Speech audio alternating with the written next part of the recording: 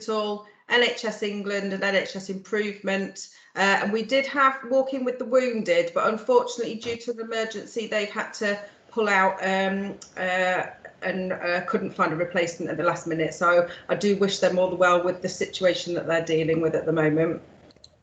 So first of all, I'd like to welcome Lord Lieutenants, Deputy Lord Lieutenants, all my esteemed colleagues and friends who have joined the event, and I'm really pleased to be welcoming you here. And as I say, we've got a packed agenda with some fantastic speakers.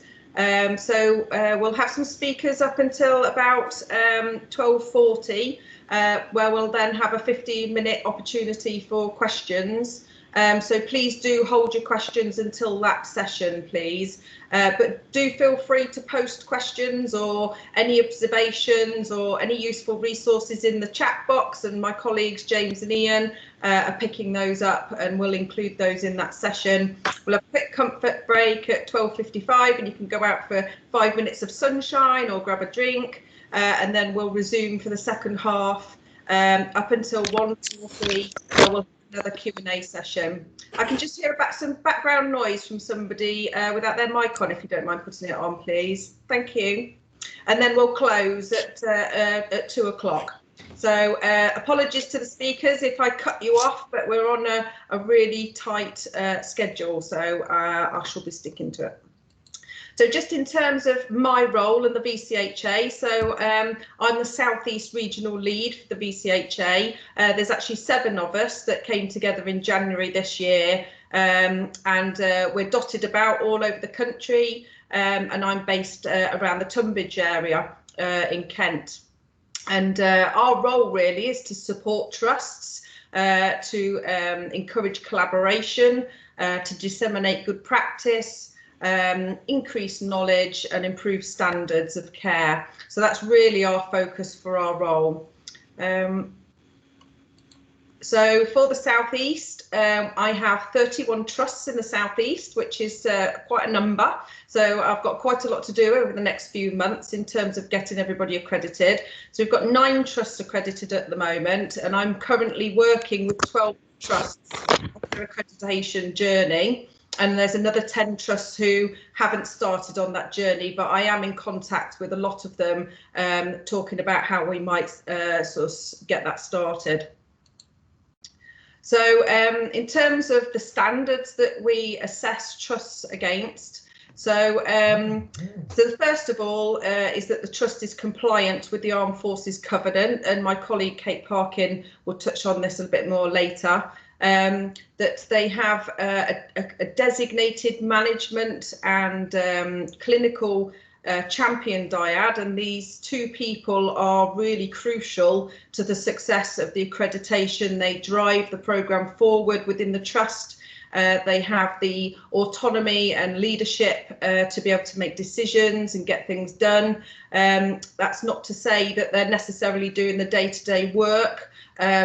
We do expect that obviously to be delegated to other members of staff, but those 2 management and clinical dyad leads are really, really important. Also, that your trust is signed up to one of the Armed Forces employment schemes, and I've got 2 great speakers coming along in a minute who will talk more about that.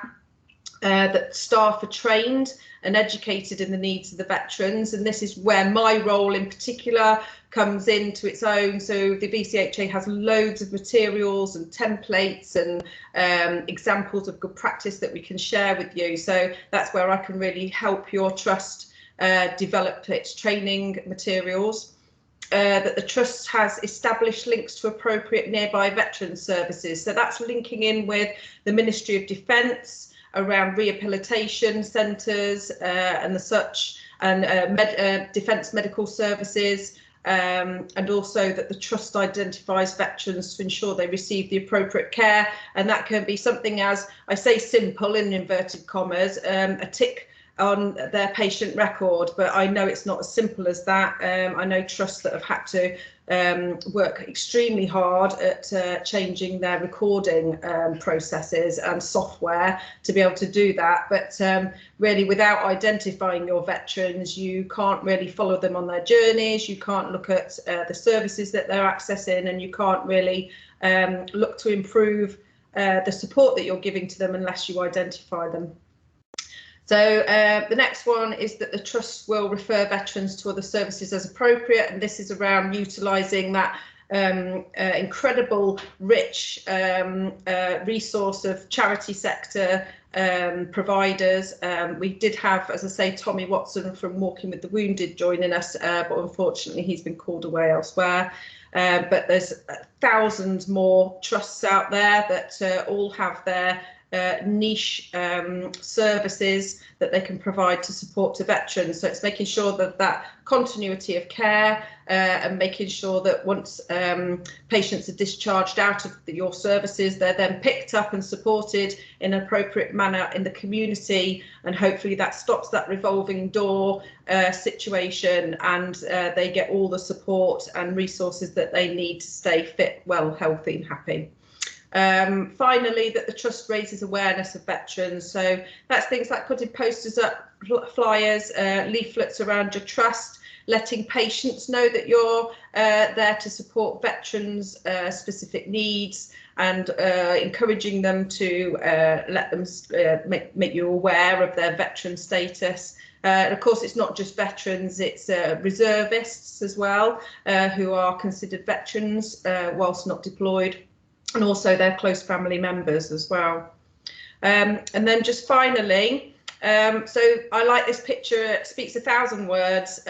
Please do involve your patients and public in your service designs and any of your plans, because what you think they need might not always be what they need. So please do get them involved. So I will stop sharing my screen, and I would now like to hand over to Professor Tim Briggs, who is an orthopaedic surgeon at the Royal National Orthopaedic Hospital, which is where the VCHA is hosted, and he's also the chair of the VCHA. Over to you for your 10 minutes, Tim. Thank you. Fine, I think, okay, fine, thanks, Ali. And can I just welcome everybody and say how delighted I am to see so many people on the call. As Ali said, really, I'm the founder and the chair of the Veterans Covenant Healthcare Alliance, and the reason that came about really was my own experience at the Royal National Orthopaedic Hospital treating veterans, reservists and serving personnel, and it was clear to me that many veterans didn't know how to access the system, where to go to get the best treatment. No one understand us was quite a common theme to me, and they wanted to be looked after in an environment where they were understood. And we recognise that the transfer from the Defence Medical Services to the NHS is not seamless, and dislocation is more common amongst veterans. So that's how the Shavas report came about, which we published in 2014, where we wanted to absolutely nail down a network of provider organisations that could exemplar veteran care in addition to the Armed Forces Covenant. And I'm delighted to say that we've now got 76 organisations accredited, of which 72 are acute trusts and mental health trusts, as well as 4 ambulance trusts. And we plan to have 101 accredited by November the 11th. And you may say, well, why 101? Because the cenotaph is 101 years old this year. And we then aim to have 224 accredited by November 2022. But we don't just sit on our laurels with the accreditation process to become veteran aware that Ali has described. What we're going to do is re-accredit all the organisations to make sure not only do they meet the standards, but we've actually seen examples of change in care for veterans. So I'm very excited about this process. I think for veterans, it's a game changer. I think we can really have an impact on how we help them, how we understand their needs, how we make sure they're not disadvantaged in the healthcare system. And as I say to everybody, veterans are indeed NHS patients. And if we get it right for veterans and we exemplar their care, then we are going to make improvements in care for all patients that use the NHS. One other little project that's going on with the VCHA is we're looking at rehabilitation. When patients are, or veterans or serving personnel are in the care of the military, their rehabilitation through the what was Headley Court, now Stamford Hall, is world-class, exemplar. What we need to do is we need to mirror that and build on it, so we make sure that we maintain those standards in the NHS. So I have two clinicians working for me at the moment, an OT called Sarah and a physio called Maisie, who's actually a captain, serving captain in the Armed Forces. And they are looking at and exemplaring the best practice we can find in rehabilitation. And we're about to start building the first veterans rehab unit at the RNOH, which will be a 4 to 6 bedded unit, aside a 55 bedded unit for NHS patients. And we intend to exemplar rehabilitation services and care there, focusing on MSK, chronic pain and mental health. I think, again, that is a massive step forward. So in essence, I think and I hope that what we're delivering now is a game changer for veterans. They will have somewhere to go. They know they'll get the best treatment. If they need rehab, we know where we'll send them and where they will feel comfortable and they will get the treatment they need. So I would just like to thank Ali for all help in the Southeast, all the others on the call who are at this seminar and webinar, and thanks for your support. And we look forward to providing exemplar care for veterans as we go forward. Thanks, Ali. Wonderful. Thank you very much, Tim. I'm just going to, we've got a few minutes spare because obviously Tommy from Walking the Wounded isn't here. So I'm going to share a video with you. And this is around the Gurkha community, which we have a large population of in the southeast. So if I can just share, oops. I must remember, right, sound. Okay.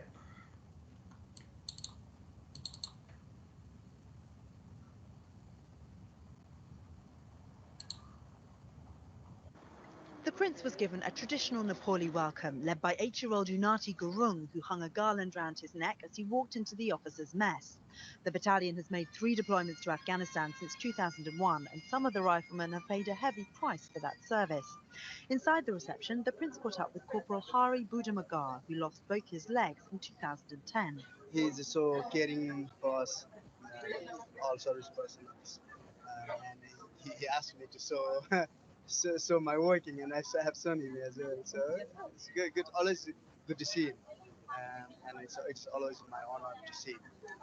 Rifleman Kushal Limbu also lost both legs in an IED explosion in Helmand in 2008. Since then, as part of his recovery, he's been training as a sprinter and hopes to qualify for the Nepali Paralympic team.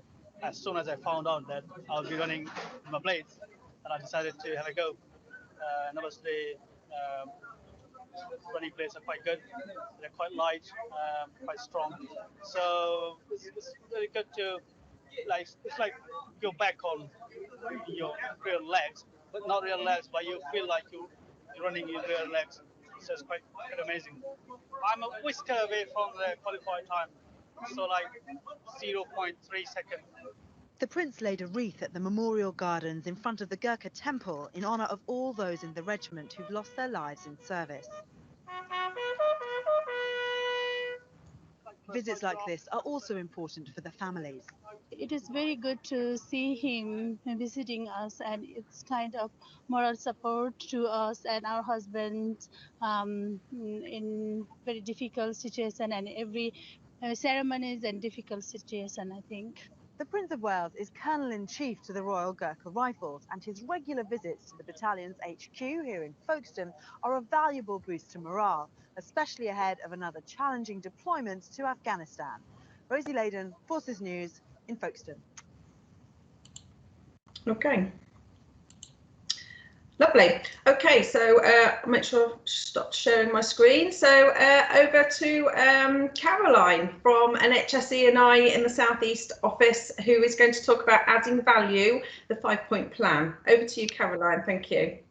Thank you. And I can see this is going to be a whistle-stop tour of a number of different aspects of the way we support our veterans and those in the armed forces. But I would like to start by using my 10 minutes just to tell you who I am. For those of you who I haven't met, I do know a number of you across the Southeast.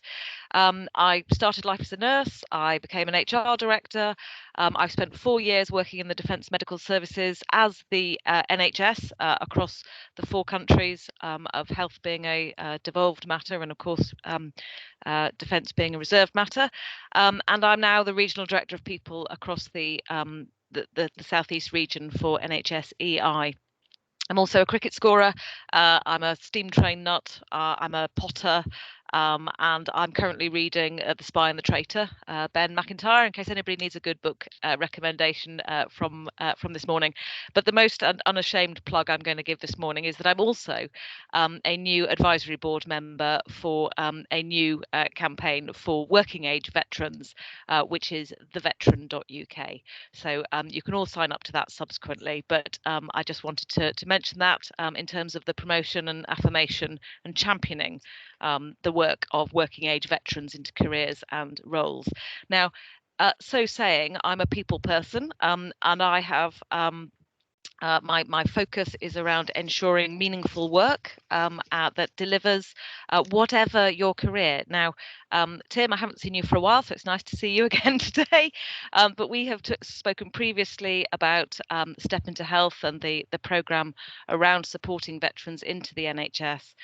But I do think that from a personal perspective, I wanted to give you my why, what, when, where, and how, because I thought I'd keep it really simple, the 5-point plan.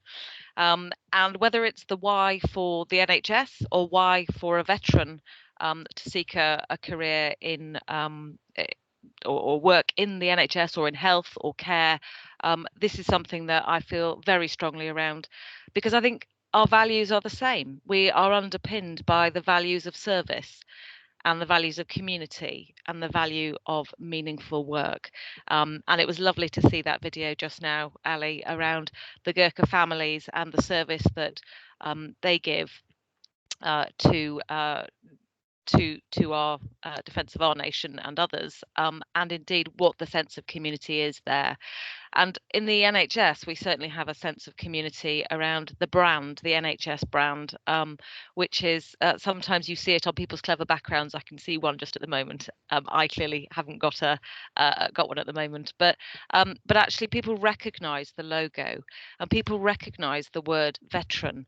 But what it brings up, if you say either NHS or veteran, is whatever people's personal experience is, not necessarily what actually life has moved on to become.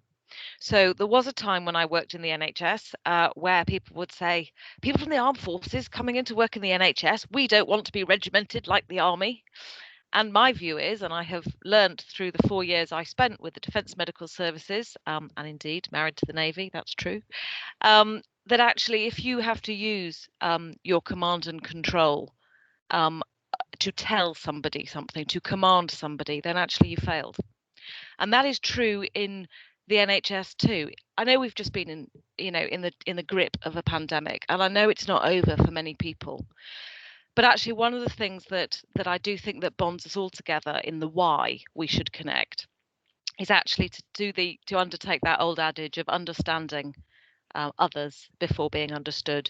So when people are approaching and saying, I'm of a working age, I've got skills to offer, I've got the same value, perhaps we need to think about our own conscious and unconscious prejudices and perceptions of our own experiences, but open ourselves up to, well, what are the skills, values, abilities, opportunities, possibilities that can actually enhance the healthcare service or local authorities or the care that the rest of our population could benefit from the training and service that's happened in the armed forces. So that brings us on to the what. Well, yes, we have some fabulous rehabilitation colleagues in physiotherapists, OTs, in the civilian world as well as in the armed forces. But there are lots of non-clinical roles. Lots of leadership roles, program roles, logistical roles, change management roles, engineers, estates, facilities. There's a huge number, 365 careers in the NHS and more in social care and local authorities and the wider communities. So I think that my call to action here is when we think about the what could somebody do as a career in our own environment, I think reverse it. What could they not do? Because there's not a lot on that list. And I think there's something about actually the learning and the ability to train and move on every 2 years that colleagues in the armed forces undertake that makes them flexible and skilled and able to get up to speed pretty quickly. And I have coached a number of those who've done their 37 years in the armed forces and have stepped into the world of being a civilian with another 10 or 15 years to offer. And actually, we need to use the richness of the learning, because actually they've changed jobs every 2 years and I haven't changed jobs every 2 years, and I've never served in the armed forces. I've been in the NHS pretty much all of my career. So then the when. Well, my view is for healthcare, the NHS across the UK, particularly in the southeast, look earlier, engage earlier, and for the veteran, start earlier. Start before you leave. And there is a really good support for careers and transition, the careers transition programme, that all are offered. And actually, I think whenever, I would say to any serving member of the armed forces, whenever you're planning to start earlier. So that actually you have got, there is a lot to learn about returning to being a civilian. You were one once in the first 16 years of life, perhaps, and you will be again, but with some added benefits and bonuses of the experience that you bring. And so I think that transition is something that doesn't mean you leave behind what there is, but actually can learn to translate it to something that is of more benefit, and to use that training even more. So start earlier in terms of looking and making connections for a future career. Well, where? Heavens. The world, the UK, of course. We have 1.5 million people in the NHS to start with. I'm delighted that Ali and I have already worked on and reconnected with those organisations who had perhaps just by accident forgotten to respond to signing up to this great championing of colleagues as employers into being a clinical and a managerial dyad in the lead for veterans awareness, be that as an employee or indeed in terms of care. So I would say in terms of where, the world is your lobster. And certainly the Southeast is a fantastic place to work. I would say that. I'm the regional people director of it. And so, of course, there is always more to do.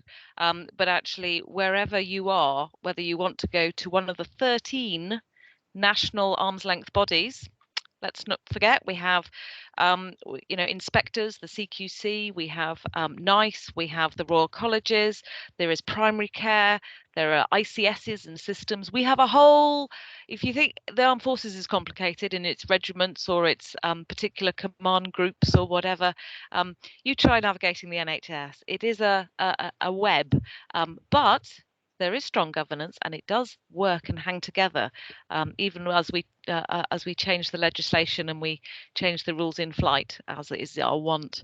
But wherever you are and whatever your ambition, my message is there is a role for you to actually excel and be your best self.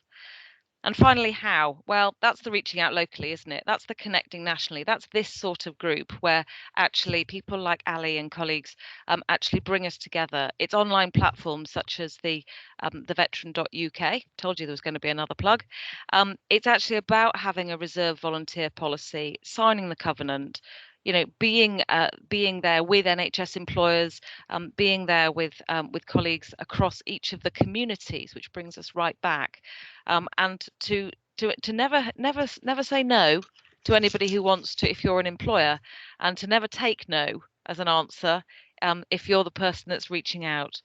So I think in my last minute or minute and a half, I just want to sort of conclude by saying that what I have found from personal experience across my 30 years in the NHS, and I include the 4 in the Defence Medical Services in that, is that actually meaningful work is out there for all those who want it, but we need to lean in and help those who want it as part of being much more inclusive. And so start earlier. You can do anything. You can do it well. You'll be supported. But we really need positivity and persistence. So those will bring success for all, the employers, the veterans, and those who are in transition, who are coming from the armed forces into this big bad world that that they left behind so many years ago. So I will stop there. I'm looking forward to the panel for any questions before the break, and I will return to Ali. Thank you. Thank you, George. Wonderful. Thank you, Caroline. That was fantastic. So I've got a couple of minutes, so I'm going to play another video to you. Again, just probably bridging that gap with the charity sector, and just letting colleagues know that there's all sorts of charities out there that are able to provide support.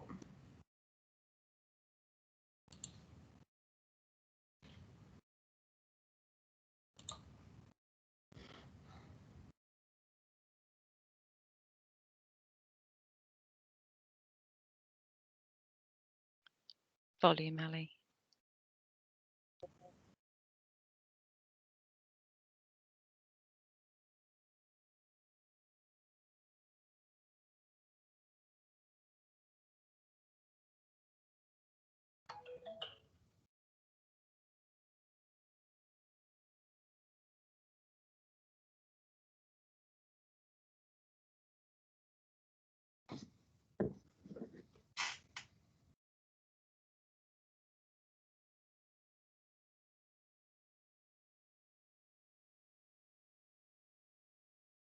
Ali, you'll have to stop sharing and then rejoin with it connected up to your video.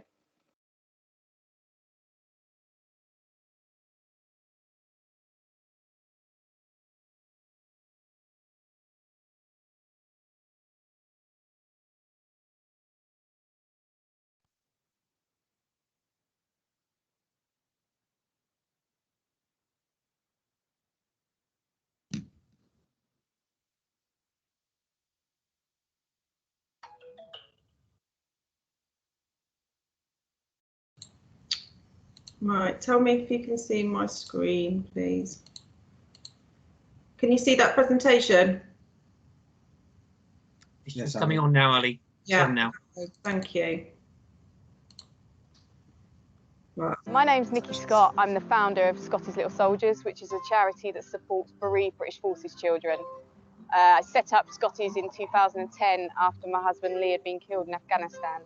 He was a corporal in the 2nd Royal Tank Regiment, and having seen the effects his death had on our 2 young children, Kai and Brooke, I wanted to find some support for them to make sure they were okay through their childhood and get them the help they needed. And although there's some great UK military charities, I couldn't find anything that supported bereaved British Forces children that had lost a parent. So that's where we set up Scotty's Little Soldiers.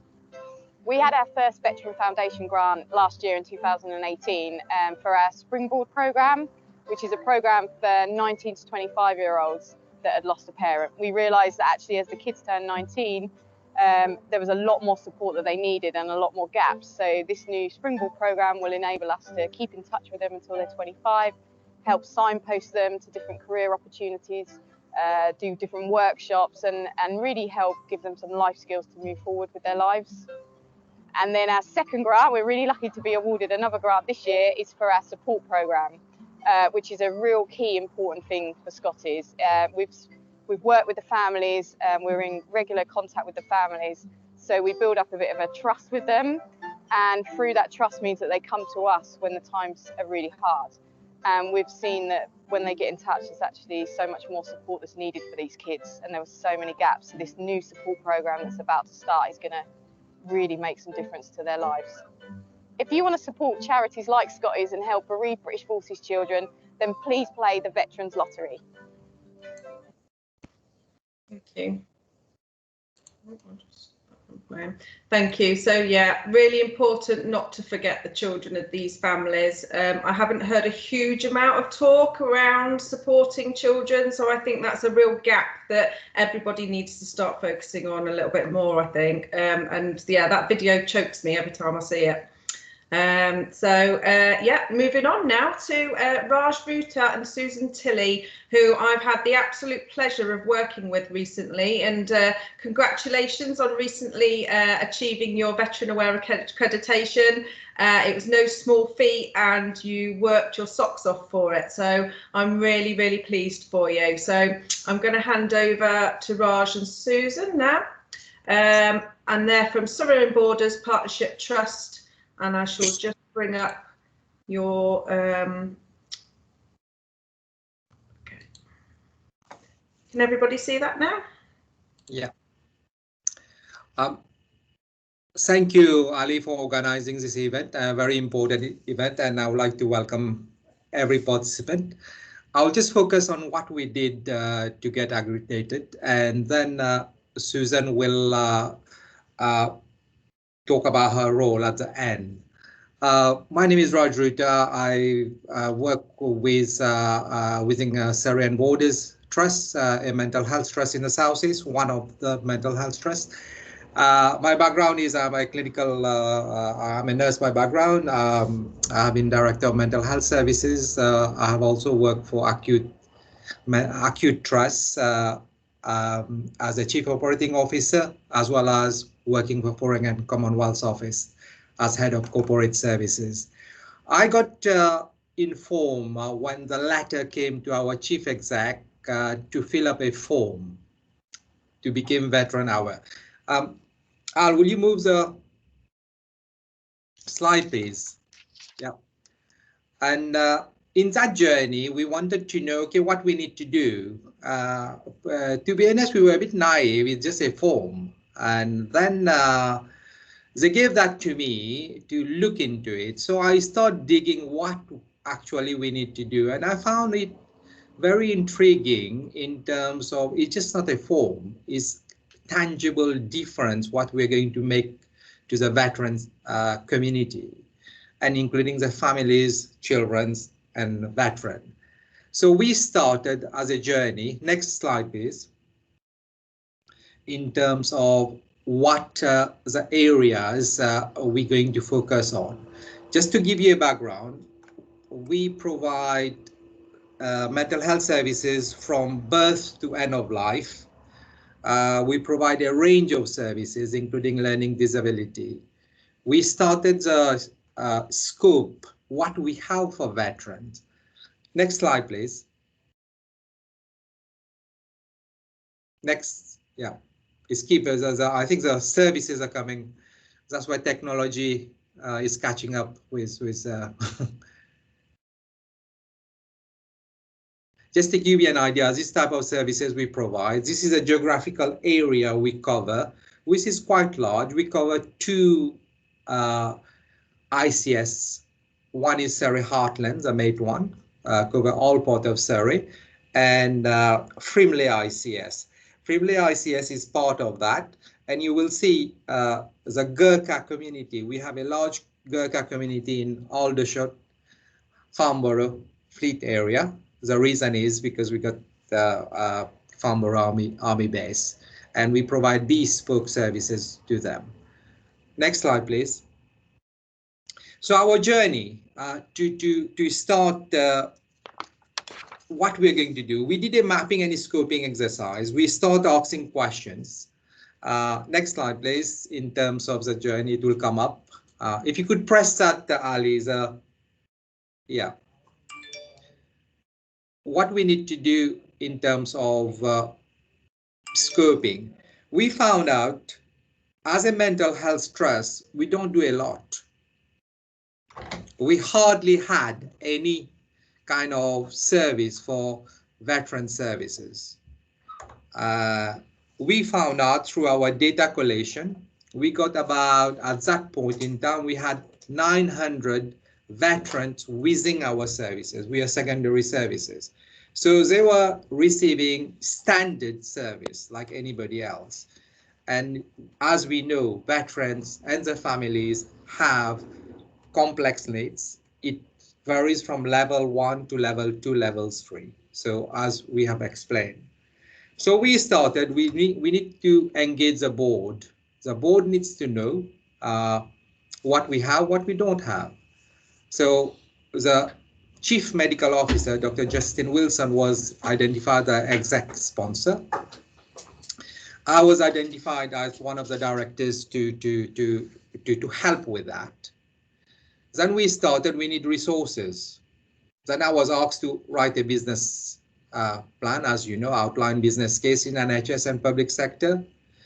And by the time the board approved our business plan, it was in double figures, the business case. It was version 12. Then there was a stock take realization by the chief exec at that time to say, okay, Raj can do another 20 version, but the concept of what the veteran require will not change. So our approach was, you require board commitment.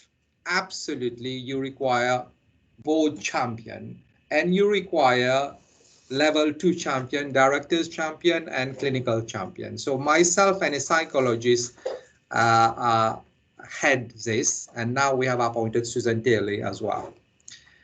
Next slide, please. So we start developing our care pathway, the journey, what happened to when a veterans want a service from us, what step they come through, what we ask, why we are duplicating quite a lot of questions. As you know, you move from one service to another and you ask the same questions and gather the same information. We start collecting data. We reviewed our HR policy so that it's reflected on what we are trying to achieve. Our clinical system, we capture the data. We know exactly how many veterans are in our service and how we capture. We still have work to do. It's underreported at the moment. We developed a staff information leaflet. We did a communication piece. Now, we also introduced a piece in our induction pack when new staff come through in terms of what we have for veterans and what we are trying to achieve. And we maintain continuous dialogue with the GIRF program. I'm the lead GIRF for our trust with Justin Wilson. And the regional lead with Al. And evidence, evidence, evidence. Next slide, please. So our vision is obviously the commitment, maintain accreditation, commitment to meet all the pledges with clear objective and milestone, what we are going to do in the next 3 months, 6 months, and 9 months. And creating a dedicated service for veteran with clear accountability for vet delivery. What we are trying to do is, in terms of in our trust, the application accreditation process is not a year event. We're trying to combine providing dedicated bespoke services for veterans who are in our services by appointing dedicated staff. And Susan is one of the example, and we got another staff coming on board, hopefully. And we are trying to limit the care pathway as short as possible. And linking with the system, the ICS system, and now we have spoken with our ICS leads and how we're going to work within the network. And we also have a tangible report on what success we have done first quarter, what is left, and how we're going to expand our services. Next slide, please. Susan, would you explain yourself, your role a bit, please? Ali, how much time? I can't hear you, Ali. Okay, so let me introduce myself. I'm Susan Tilley. I've got a background of 30 odd years in nursing, both in Scotland and in England. I've worked with combat stress as well for 3 years, so I have an understanding of veterans care. And obviously from that point of view, from combat stress, a lot of the things was NHS weren't giving appropriate care. So when this job came up, I jumped at it so that we could actually move forward with that and be veteran aware. So my role is to educate and train people within the trust. I'm networking at the moment, and that's like an onion. We describe it like an onion. The more that you actually look into veterans and veteran care, the more it expands, and there's more and more layers of who's actually out there and what's available. So networking is really important to know what's around in your area if you're going to become veteran aware. Clinical input, when I'm looking at setting up groups, individual work, and working towards getting a peer support worker to come alongside. So we're in the process with HR at the moment and the other members of the team to clear that. So hopefully, if anybody knows, there's going to be a role there if they wanted to come aboard. Impact, basically, how is this? We're going to have to review it and we're going to have to audit that. So that is going to be, how is this impacting us? So it's mainly the people that are finding it really difficult to engage with NHS services. Maybe that's due to past experiences from before, building our reputation, because I think that that is very key to say that we're here, we're out there, and that we want to help, you know, and working together in partnership with everybody around. So you've got Up Courage, we're working alongside the TIL services, interacting, we're working alongside some of the all call signs, for example, speaking with combat stress. Well, I'm really engaging with all of those. So it's working together is how I see it moving forward. And I hope that the veteran experience and the family experience and the reservist experience is going to be more positive within our trust. You know, I'm trying to do resources. I'm working with Nina from our recovery college at the moment, and we, interestingly, they've got 88 veterans, was it, Nina, when we last spoke, that are engaging within that service, and it's peer-led. So we're trying to get veterans on board to even do like a veteran aware introduction to the recovery college. So we're in the process of doing that. So I see our trust changing quite a lot for veterans, and I hope, and my aim as the person that people can speak to within the trust is that we can make it more positive than it has been. So I'll leave it there if that's okay with everybody.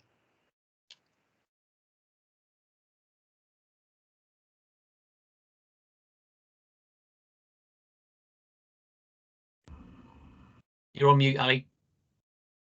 Thank you, Raj and Susan. I think that's not an uncommon journey for a trust. So I think a lot of people will resonate with that. The beauty of this project is that it's not rocket science. It's actually some really simple changes, although that I appreciate that sometimes change in the NHS can take a bit of time, a bit of perseverance, but it's doable. It's completely doable. And in 6 months' time, you go from not really having any of those standards in place in the trust to having all of those standards in place, and you're delivering a much better service, not just to veterans and their families, but also other patients as well. So really worthwhile doing. Thank you for sharing your experiences, and Raj, and our journey together doesn't stop there. Now that you're accredited, we're going to build on that fantastic work and continue to work together towards reaccreditation and put even more good practice in place. So thank you very much. Okay then, so next we have a Q&A session. So could I ask people to put your hands up and I'll go through in order, or could you please post something in the chat box and we'll pick it up from there. But my lovely assistants, James and Ian, have been monitoring the chat box. Do one of you want to let me know if there's been any questions? Ali, yes, there's one specific question around care for veterans in the past, and it's specifically around those that were involved in nuclear testing in the past, and a question about whether the trust will understand those individuals and what care might be available for them, and understanding of what's happened to them. Yeah, yeah, so I've been in contact with a support group specifically for this group of veterans. I think there's about 200 veterans left in the UK who served at Christmas Island in the 50s. They do have specific health needs, maybe around sort of cancers, and also something that's becoming more sort of discussed now around moral injury. And I know that the new shell shock production that's going to be showing in July, I think it is going to be focused on the sort of condition of moral injury. But does anybody else have anything they'd like to add to that at all? I'm certainly happy to. And just to add in two things. One is that we had a fantastic presentation from a clinical director from from Sussex Partnership NHS Foundation Trust to all the chief executives of providers in the Southeast just over a month or maybe two ago. Time does funny things at the moment, doesn't it? But around moral injury.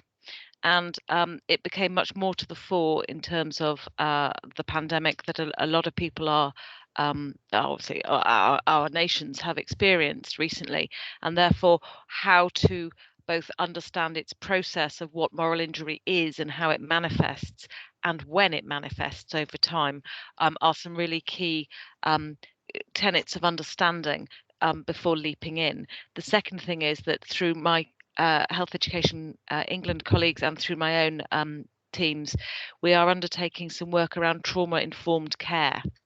So that is not the actual care that is received, but it is those people in the workforce to be aware of what does that mean in terms of trauma-informed management of care for people who may show up or present in a particular way because of a particular event, but it may not necessarily be initially obvious. So I think that there is more to do as ever, but in terms of those two aspects, and I've also popped something in the chat box specifically around the Armed Forces charities.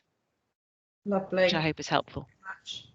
Ali, another question regarding RCGP accreditation as veteran-friendly practices, if you wanted to pick that up. Okay, so there is another programme of accreditation around making GPs veteran aware. It's separate to our accreditation, but we are working very closely together on that, and we are already seeing those the benefits of that. So where trusts don't yet have a flag system on their patient record system, they are picking up that flag from GPs. Obviously there's education there around letting people know the importance of putting those flags on the system and what they're actually used for. So there is definitely more. I guess we could be collecting that better than we are at the moment, but that takes time to change people's habits. I'm not sure if anybody else has. James, do you have anything to add on that? Yeah, obviously the GP veteran friendly scheme is run by the RCGP. Practices are encouraged to sign up and pledge to 5 areas. Notably that all GP practices that pledge to become veteran friendly have to have a CQC rating of good and above. And it's a fairly easy process for them to sign up and achieve being veteran friendly. There are various schemes across the country with local CCGs incorporating it into local improvement schemes or enhanced services as well to further encourage GP practices to become part of the veteran friendly accreditation. Lovely, thank you very much. Can I just remind people to make sure that you're on silent, please? Your mics are off, just in case of background noise. Susan, did you want to say something? Yeah, it's just in response to Canon Peters' thing about GPs in Surrey. I was watching a YouTube video yesterday regarding GPs being trained in Farnham recently, and part of that was combat stress, it was other veterans charities, and it was the GP surgeries were training the new GPs that are coming into practice, the GP trainees. So I think if we all have GP trainees within our health then we can actually look at targeting the GPs while they're within mental health, physical health, you know, so that they're aware of that before they go out into GP land and become practicing. I know I call it GP land, yeah. Thank you, Susan. Great idea. And Peter? Yeah, thank you. Very good conference. Thank you very much for inviting me. I've already mentioned, obviously, the GP side, and I'm also pushing the Forces Connect app. But what I wanted to really ask, I have a lot of work with adult social care, and they don't always ask the question, did you serve? And even if they do it, they're not all aware of the 2,500 service charities that are available that will save the taxpayers so much funds. Can we have a greater emphasis made of working in partnership with those service charities? And I don't just mean the big ones like Royal British Legion, SAFA, ABF. There are many, many others, probably too many. But I think, you know, that would save money and we get them on side with us. And I'm also thinking of the regimental associations. Yeah. I can help with that if it helps. I can help with that. Canon Peter, within the Veterans Government Healthcare Alliance, the 7 regional leads have taken up stakeholder engagement. So on a national level now, we have stakeholders that look, for example, at ICSs, those that look at associations, those that engage with arm's length bodies. And the intention really is just to make sure we join the dots, because you're absolutely right. There is a lot of resource, I might use that word advisedly, out there that many people can benefit from. Yeah, absolutely. And we work with an organisation called COBSIO, which covers all of the charity sectors. So yes, and obviously it's one of our standards as well, that trusts work very closely with their community providers. Okay, next, Raj Ruta, you have a comment? Yeah. Question? Yeah, I have, in terms of you know, engaging the GPs, we have a massive opportunity through the primary care network. It's in the NHS long-term plan. It's in ICS Veterans Priority 2 for veterans and their families. There is funds, there is money available. You know, some PCN I know are struggling to find which roles they're going to appoint, a community pharmacist or somebody else. So, and PCN is driven by population health. We are still at a very stage. If I give an example in our geographical footprint, Aldershot area to Waverley area, the population are different.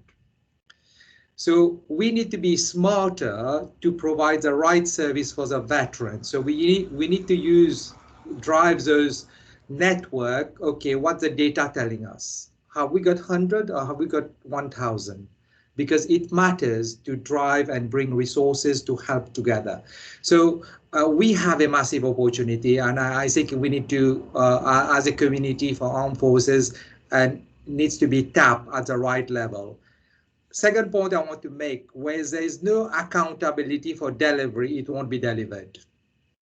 And if PCN directors, clinical directors, are given the opportunity with responsibility and accountability, then it will be delivered. If it is kept loose, everybody thinks it's somebody else is doing it. You know, and then when the journey comes after 9 months, I say, who was doing it? And not individual fault, but the system will buckle because they think somebody else is doing that. So I would make a request, if you want to make clear improvement, drive it through the primary care network because that's what the bulk and the NHS plan is. So that's my commentary, really. Yeah, no, very valid comments. Thank you very much. Ed McFarlane. Thanks, Ali. The question really for Caroline with your NHS England and improvement hat on. In the GP land, as we call it, we have a very limited, resource, and it's very clogged, etc. It just always seems to me very bizarre we don't do what the Europeans do, where they work very closely with the pharmacies, and we seem to have everyone has to go and see the GP before they go to the pharmacist with their prescription or whatever. Are there any plans or thoughts as to how we could integrate the pharmacy sector better into, I presume, the veteran sector as well, but also just generally into that system, because I do feel we're not utilising all the resources. I'd be very interested in your thoughts. Sure. I will be very brief. Just to say, this is a ginormous topic of, yes, absolutely a better system connectivity, both with social care, with pharmacy, with skills that actually can assist people that don't actually need to see a GP, with a vast number of other care pathways where we don't all have to wait. Either, whether we want a digital online consultation or whatever. This is not something that's going to happen overnight. And that is the thing that people become impatient for wanting the change now. It absolutely is part of primary care transformation, and it is something that we need to continue to press on. There is an absolute open door for that, but don't forget, primary care and GP practices are not, in fact, part of the machinations of the NHS, but we must work as the closest alliance and partners that we can, and to ensure that that gives the service to our community that they need, not what we think we'd like to give.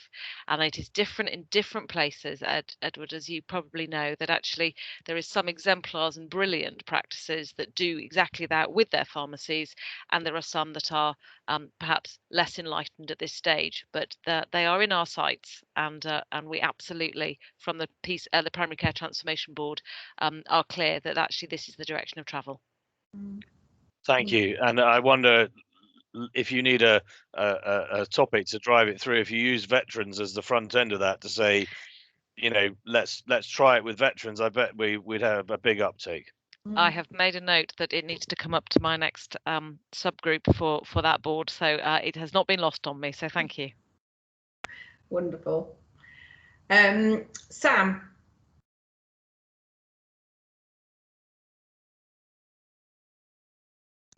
Hello, thank you. I'm Sam. I'm from the TILS and CTS service. Lovely. Welcome. Hi. Thank you. I just wanted to say, linking in with what Susan was saying and Canon Peter, is that Surrey has come up as a region for us at the moment to look at some more development, and we would be really keen to work in collaboration with the GP awareness raising. So I don't know if that's a good opportunity for us to link together and do some of that rather than us just doing some of our veterans in a service user focus group have suggested focusing on the GPs and raising awareness, but it makes sense, doesn't it, to go in holding hands really with that so that we can up the resources. So just wanted to offer an opportunity to work together with that if we can. Wonderful, thank you very much. And Susan? Yeah, I'm just responding to Canon Peter. I am forcing the Forces Connect app throughout Surrey at the moment. I have downloaded it. You're not the only app, I'm afraid, out there, because the Samaritans have got a pilot going as well for veterans. I don't know whether people are aware of that. So there are loads of different things around for veterans, but I think it's just being able to show you our faces as well and being able to communicate with each other. And I think this is an ideal thing, venue to do that, but just to make sure that if anybody wants to connect with it, I'm more than happy to connect with anybody. I'll talk to anybody from any military area so that I understand what the needs are more and more, because if we know everybody's needs, then we can actually start to plan to move through that. Because if we do it on our own, we're going to fall flat in our faces. We need to have the veteran community talking as well. They need to be communicating with us and saying, look, this is what I need. This is what I find difficult. Like somebody even said to me the other day there, a veteran said to me, even the little tell of the pin, somebody wearing a pin can open up a conversation. And if they don't want to bring up, you can bring it up to them, because a lot of people will not communicate that they are ex-forces or ex-service personnel for various reasons. So I'll leave it at that. No, valid point. And I have to say that when I'm out chatting to everybody. In the trusts, I am also bringing into the conversation the Armed Forces Network, Step Into Health, and all the organisations that I work with, they all get a mention during my conversation. So I think it's really important to be remembering all of our partners as well. Okay, that was a fantastic discussion. I don't know if there's any more questions on the chat before I let everyone go and get a refreshing glass of water, because it's incredibly hot here. So we did have 5 minutes for a break, but if I could say to everybody, could you pop off, get yourself a drink and come back as quickly as possible, because we've got in the second half another bunch of fantastic presentations, so I don't want to cut them short. And I shall see you back here in a few minutes. Thank you.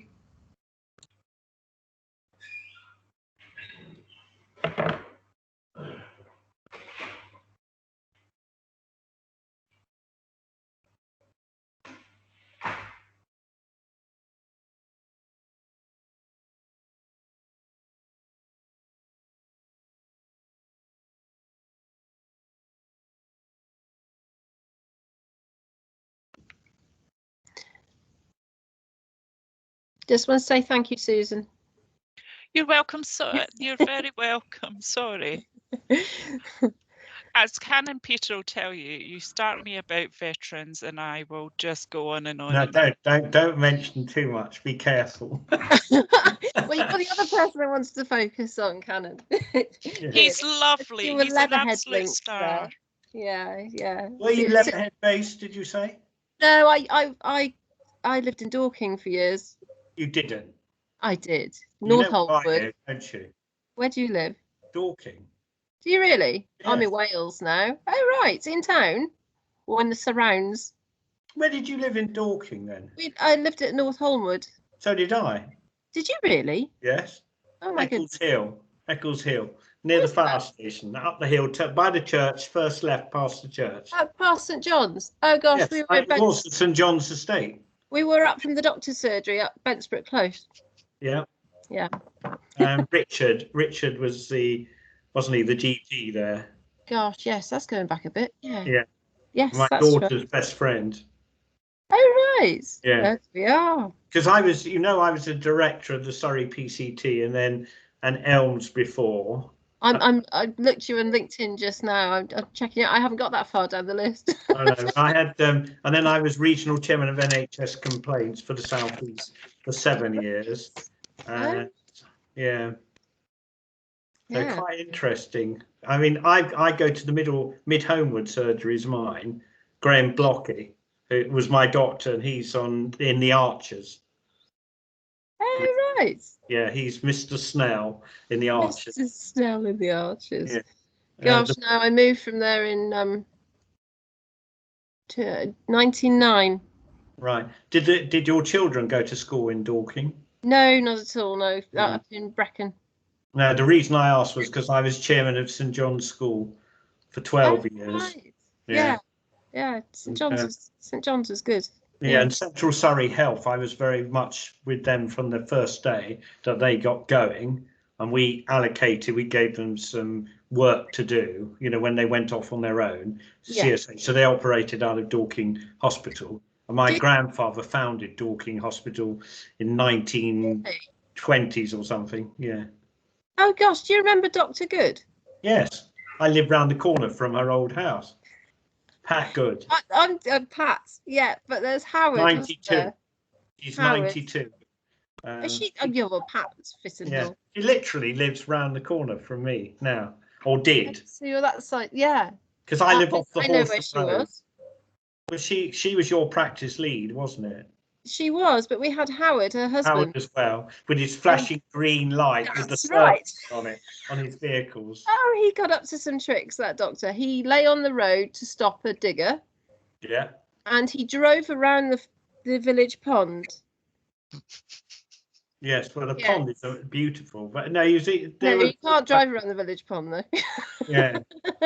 I can't remember who it is now, but Richard took over from them, and I mean, he's retired now, and his daughter was my daughter's best friend. I just can't think of the surname. Yeah, because there was John Gill before him, wasn't Yes, there? And then yeah. there was Richard, and John recently passed away. I saw that. Yeah. And then Okay. do you know the friendly surgeries? You know that competition for friendly surgeries? I was chairman of the judges for the whole of was Surrey, Sussex, and Hampshire. Yeah. So you've got music and you've got fish swimming around in the receptions. Whether that's hygienic, I've no idea. But I had to go around all these different surgeries. It was great fun, actually. Yeah, we changed in the end to Medway. Yeah. Yeah.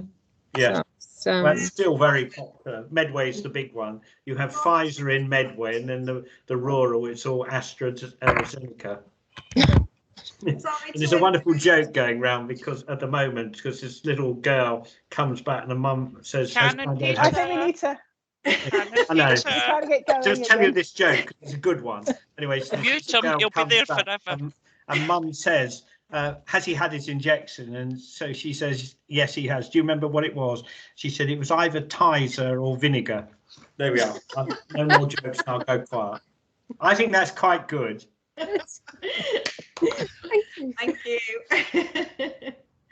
Lovely. Thank you very much. Hope everyone's now refreshed and ready for the second half. I'll hand over to Kate Parkin, Director of Armed Forces Community at Sussex CCG.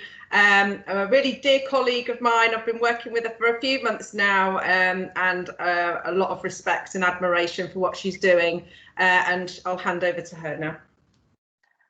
Thanks very much, Alison. Just a little bit about myself. As you heard, I am the director for this area in Sussex, Kent and Medway, and work for the CCGs. I have various parts to my role which I think are really important. They're the commissioning, making sure we do think about the armed forces when we're commissioning, also as an employer, but then also I run the networks. And but I wanted to be clear, I'm a healthcare professional by background, working in specialised services and things within trusts. So my experience and my expertise in this has come by working in partnership with the armed forces community.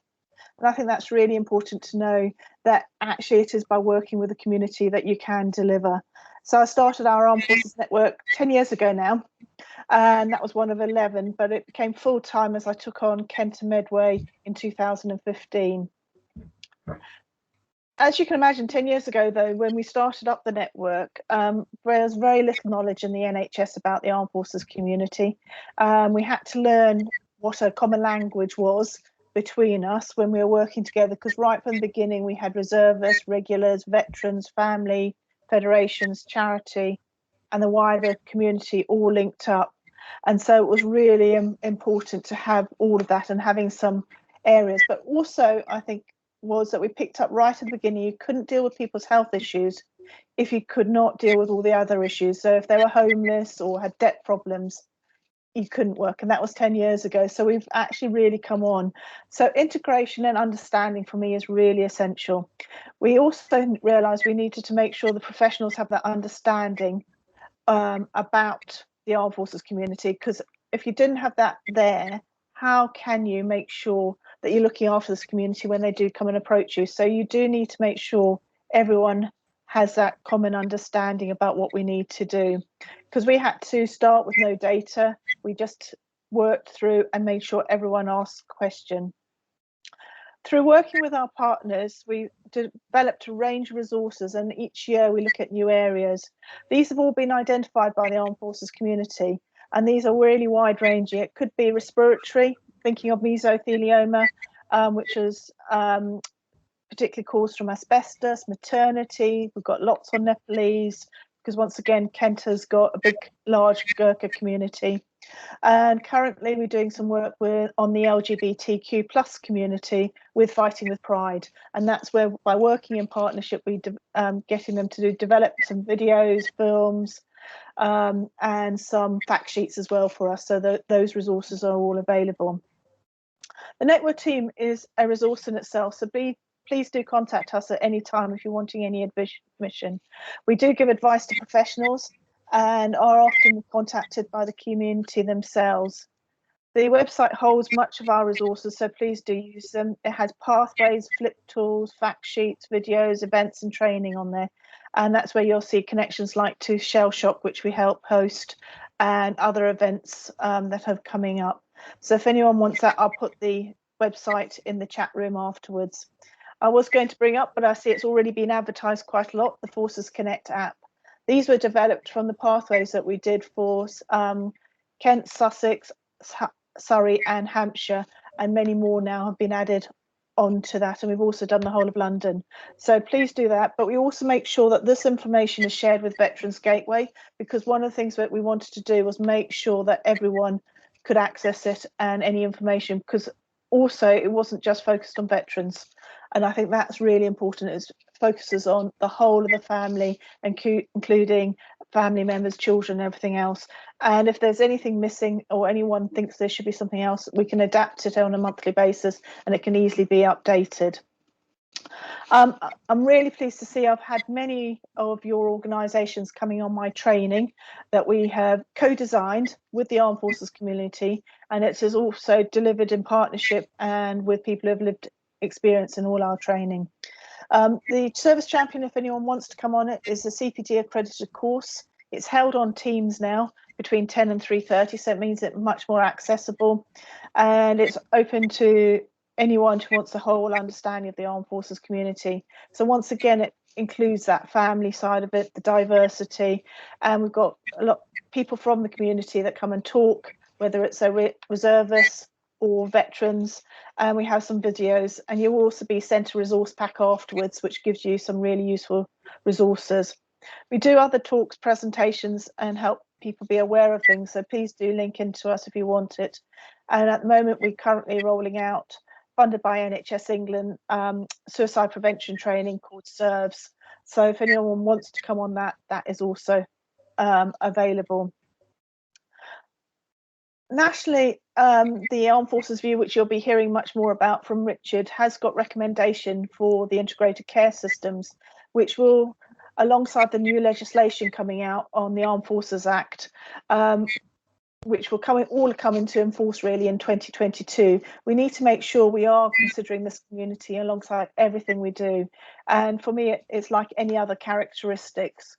Are we giving them the due regard and remembering them? But also remember, even within that, the Armed Forces community is not uniform. It does have diversity within that group, and you do need to make sure it fits with their different needs and the specific needs for those individuals. So try and think about that personalised care. As an integrated care system, we're going to be moving into business as usual. We're going to make sure that the Armed Forces is part of everything we do, whether it's our policy, our decision making, and thinking all the way through it, which will then link into the rest of the organisations and forming with that. So for me, we need to look at that, and whether it's things like your individual funding requests. Do you have someone who understands the Armed Forces Covenant, the Armed Forces community, and what that impact could have been for servicing so they aren't disadvantaged? So we do need to think about everything we do. So for me, as providers, are you identifying everyone, whether it's someone who's coming through your group or actually a member of staff who could be from that community, because they may have specific needs and things that you want to consider and help support. And can you prove it? For me, sometimes you can tick boxes and say, yes, we're ticking it, but actually, can you prove that you're actually thinking about this community and linking into it? And just to remember, it's not just for identifying, just for to know that they're there. It's actually for safety and quality reasons. And I think that's really, really important that we don't lose sight on that, because if you do that, you could do early interventions.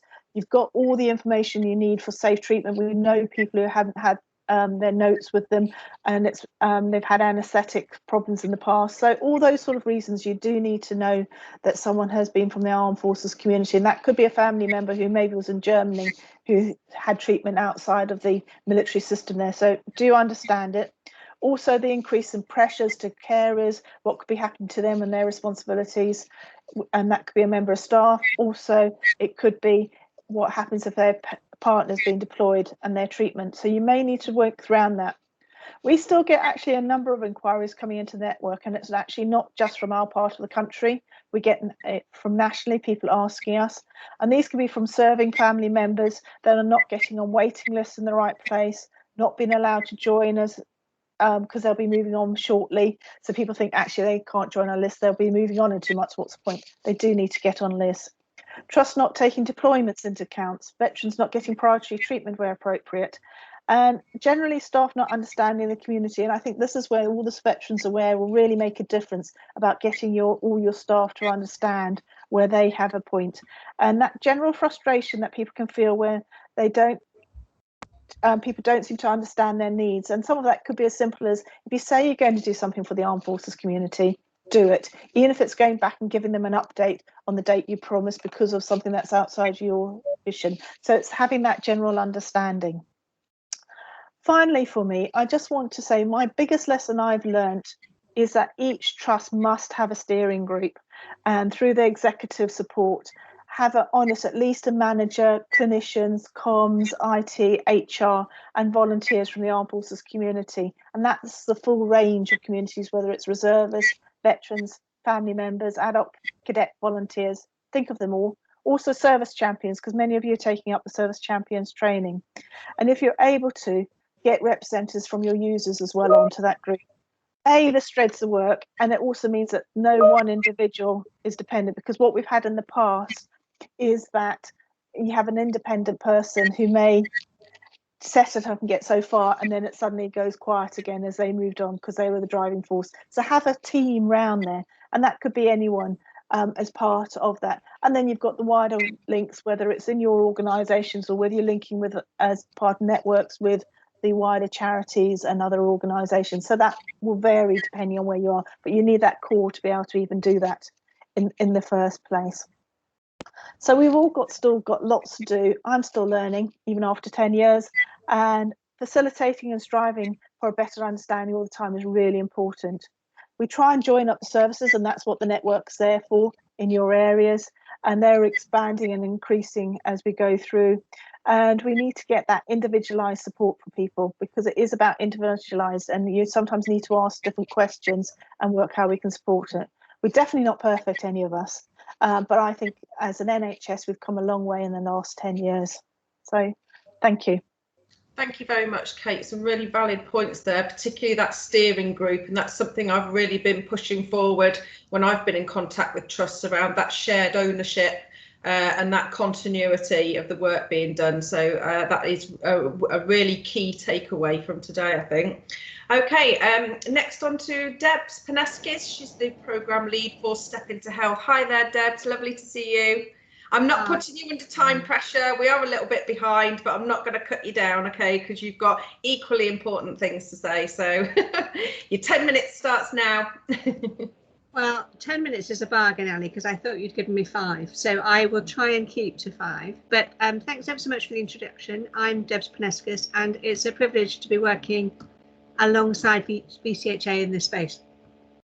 So my background, I did 26 years, and most of that was as a Royal Military Police officer. So first off, I'd have to say I'm far more popular now than I ever was in the Army. And actually, I'm really popular amongst veterans and service leavers, because my phone and my inbox is really full of very high quality candidates who are looking to secure the right role in the NHS. I'm also really grateful to Caroline for her words earlier, which absolutely tie in with my experience in terms of what veterans and service leavers can bring to the party in the NHS. My other strapline, I suppose, is I left the Army once and I joined the NHS twice. And so I left in March 16 and I joined the NHS then. And the experience then to the experience now in March 2021, when I started this role, is very different. And so I applaud all of you in this space who have made that difference and made the journey much more relevant, much more kind of understanding and much smoother. I'm going to mention in one kind of very brief statement really about the supporting reservists in the NHS programme. It's not my programme, but it's run from a colleague within my team at NHS Employers. and that provides organisations with practical support for supporting reservists in their NHS careers, including things like templated policies and other things as well. So really good resources on the NHS website. So looking a bit at STEP then, Step into Health is it's now a national recruitment policy and programme for supporting members of the armed forces community in its widest definition. I'm sorry for the terrierist in the background who's making noises right now. She's been quiet for the last hour. So it supports the widest definition of the armed forces community into roles in the NHS and across all of those roles. And we look mostly at non-clinical roles, but actually we're supporting things like AHPs and some of the clinical roles, whether that's return to practice, whether that's retraining into roles or whatever that is. So it's quite a broad programme, and it exists to provide employers with practical support in understanding and bringing in members of the armed forces community. And in Manifesto 3 of VCHA, organisations are asked to sign up to one of the employment programmes. I'm actually going to say, why wouldn't you sign up to STEP? Because it's an easy win, it's an enabler, and actually what it does is provides you with a whole host of resources and practical support for employing members of the armed forces community. We heard earlier, and I think in a couple of the presentations, about the nature of this armed forces community. And we talked about transferable skills, and some of them are really well evidenced in terms of resilience and team building and communications and confidence. And we could go on with those. But what I would also say is the problems I am hearing from people are they don't know where to pitch themselves. I've had brigadiers going in and looking for band 7 type roles, and I've had sergeant majors going in and looking at band 9 type roles directly. And so folk just need a bit of support with where to go. We need to understand their drivers, because they're unlikely to be salaried drivers. They're likely to be other drivers. And we need to understand how we can support folk. The data that I look at suggests that we've had about 30,000 applicants through NHS jobs since March 19 into the NHS, and about 1,076 of those have secured roles. And when you unpick that data a little bit, what it suggests is that folk, when they get to interview, they've got about a 27% chance of getting the job, but they're struggling to get to interview. And there's a little bit of understanding on both parts. We've got to help members of the armed forces community to understand how to make their applications land right. And we need to help employers to understand what it is, the offer that people are bringing. Because if we don't, we'll invest in their recruitment and then we'll lose them. And the Career Transition Partnership does talk a lot about folk who leave the armed forces not staying in the first job that they land in. So we need to do something there in order to make sure that we're making the most of the investment. And the other thing I would say, not just as a proud veteran, and it took me about a year to call myself a veteran after I left, is that don't employ us because you feel sorry for us or because you've attached some label to us, but employ us because we are excellent additions to your organisation. In business, we're great for the bottom line, and we will bring value and we will bring additional skills into the NHS. And the other thing I would say is there's nothing more passionate. In fact, I know I'm not going to say this because it's not true from what I've heard in the last hour. Veterans are really passionate about supporting other veterans. In this community in front of me now, I can see that that's not just a veteran sport. That is a growing sport, and I'm really honoured and kind of warmed by it. But use your veteran community and use those with the links to do the buddying, to do the support and interview panels, to do the work placements or the early conversations before a role, because actually that's what veterans are telling me is helping them with their journey, both at the pre-application and at the application post.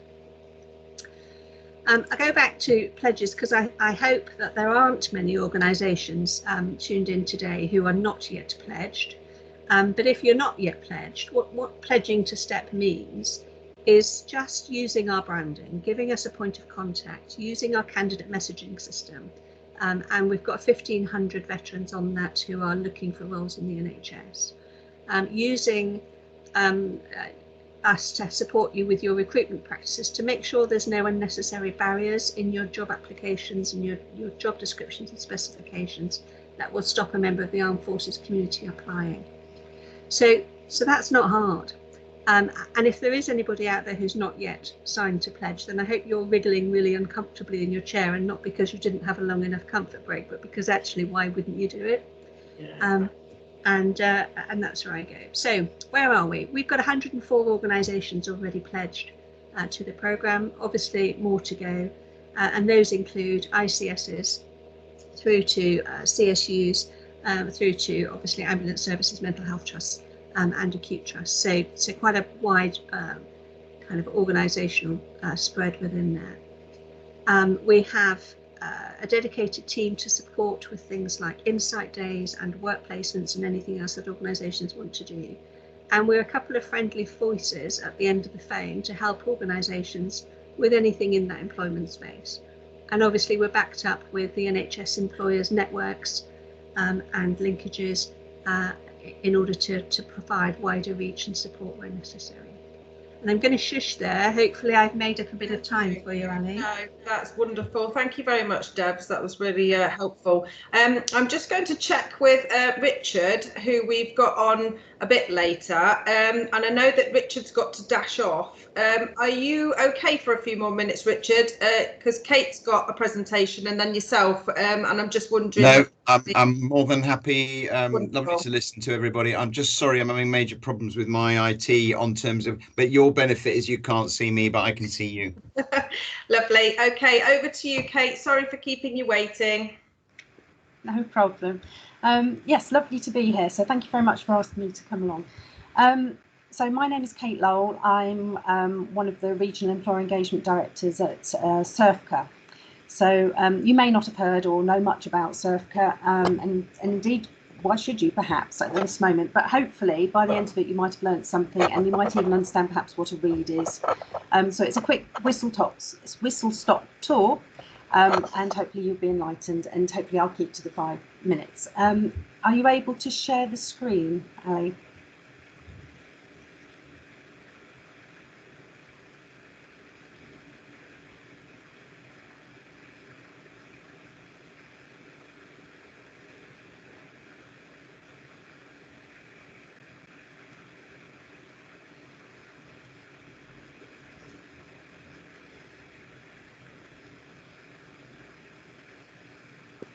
Ah, perhaps not. Ah, excellent, excellent. There we go. Right, so that's who I am, Kate Lowell. Yes, next slide then, please. So quickly, I'm going to just explain what SYMPOSIUM do. So we call ourselves SYMPOSIUM. It's just so much easier than saying it's South East Reserve Forces and Cadets Association. As you can hear, I can't even get it out either. So volunteer reserves, so they could be Royal Navy Reserve, the Royal Marines, the Army Reserve and the RAF Reserve, Cadet Adult Volunteers, also known as Cadet Force Adult Volunteers, CFAVs, and the cadets. They all give their time and their commitment to their community in our country. So across the UK, we have 13 regional reserve forces and cadets associations, so RFCAs, and we support and we advocate on all of the above's behalf. So next slide, please. A bit complicated perhaps this slide, but it gives you a bit more of an idea about what the RFCAs do. So there are three main pillars. We've got the volunteer estate management pillar, which that's on the far left. We have cadet and youth on the far right, and then we have the engagement in the middle. The volunteer estate, perhaps you don't know, but we maintain over 580 locations, and that's including Army Reserve centres, cadet huts, combined course, and Army cadets, air cadets, sea cadets, the cadet training centres, Jersey camp, university cadets, and also caretakers' properties. So we do a lot of things for the estate management, and also we do adaptations for the wounded, injured and sick. So that's first pillar. The cadet and youth pillar, we hire the Army Cadet Force professional staff, we recruit for the Cadet Force Adult Volunteers, and we also run the school's cadet expansion programme, so that's another big pillar. But perhaps what you're most likely to know us for is the engagement side. and that covers both the community and the employer. So on the community side, we help to run the community civil military partnership boards across the southeast. We do armed forces briefings, we do Lord Lieutenants awards for each county. We also obviously promote the benefits of the reservist employees to employers, and also provide the support and advice to those reservists there. So very important pillar, that middle one. Next slide, please. So in the southeast region, we have approximately 4,000 reserves in the southeast, and it's almost 32,000 in the UK, so a vast number. We have the largest number of cadets and Cadet Force adult volunteers based in the southeast, and that's about 21,000, 4,500. And obviously, what perhaps you may not necessarily realise is that if you don't have the Cadet Force adult volunteers, then obviously you can't have cadets. So we're always on the lookout for more Cadet Force adult volunteers.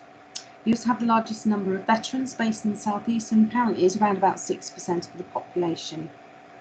To look after this vast number of reserves and cadets, we have 3 regional employer engagement directors. We're known as Reeds, it's just so much easier. And we split into 3 patches. So we've got Andrew Gibbs, my colleague, who covers Surrey, Hampshire and Isle of Wight. He's Reed 1. Lee Thomas, who covers Kent, West and East Sussex. He's Reed 2, and I'm Reed 3 as Oxfordshire, Buckinghamshire and Berkshire. So next slide, please. Our role. So our role is to engage with employers in the southeast, and that's businesses, organisations, charity and the local authorities. Encourage them to become Armed Forces friendly is the easiest way of putting it. And we do this by asking them to sign the Armed Forces Covenant and join the Employer Recognition Scheme. At this stage, I'd like to say something about the Armed Forces Covenant, and that is that some people perhaps are put off by the sound of it. It's not a legal document. You can change it and update it at any time. And in fact, we do encourage you to do so every 1 or 2 years anyway. And certainly if you're looking to go for a silver or gold award, Employer Recognition Scheme or gold award, we would expect you to update it at the same time or review it. The Armed Forces Covenant is that starting block for the Employer Recognition Scheme. So we also support reserve units in their employer activities, and that's directly related to the relationship between reservists and their employers.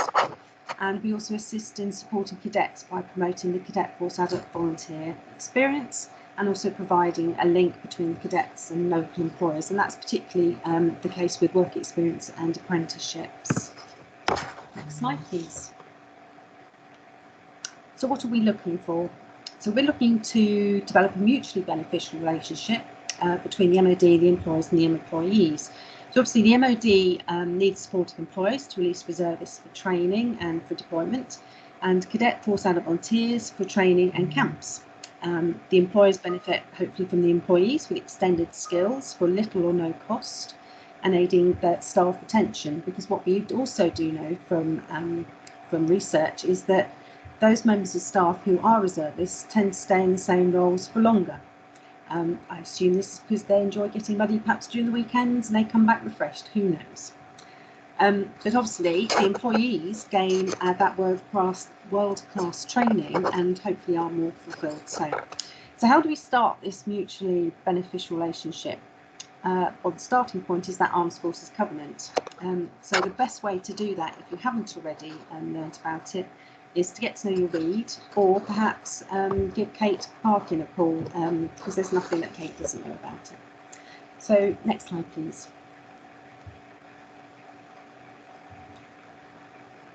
Once you've started your or you've signed your Armed Forces Covenant, you can consider going for the Employer Recognition Scheme, or the ERS as we call it. This was launched back in 2014. And since then it's been a massive success, and what it does, it continues to encourage and inspire others to partner with Defence, which is what we want as an outcome. It publicly recognises and expresses our thanks to employers who support the Armed Forces community through their pledges, and those pledges are tailored to your organisation, and they're not meant to be onerous. It's just simple steps, and those simple steps actually can be a brilliant pathway if you're then looking to go for silver and gold, because it creates that pathway for you. There are 3 levels. There's the bronze, it's pledging their support, silver to demonstrate the support, and gold when you get into the stage where you're advocating it to others and you're showing others how you can support and why it should be such a good thing. The numbers as of the beginning of this month, we have 902 Armed Forces covenants signed in the South East. We have 443 bronze employers, 107 silver and 51 gold employers. So next slide, please. So the next steps. Please get in touch and stay connected and attend our events. Either speak to myself or my other 3 colleagues. And also visit the NHS Employers website.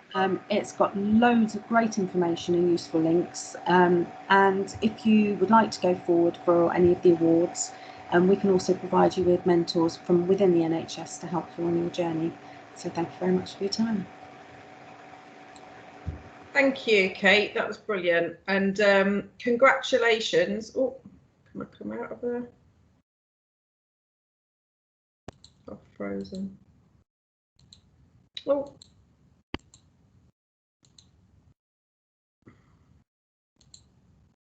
We can still hear you, Alison. Lovely. I'm just trying to unshare. Lovely. There you are. Thank you very much for that, Kate. That was wonderful. And congratulations to those 51 organisations that obtained Gold Award. That's fantastic. And that is a tiny proportion, really, isn't it? So we're going to be pushing our trusts to aim for gold. So yeah, fantastic. Thank you very much. So without further ado, Richard, who is the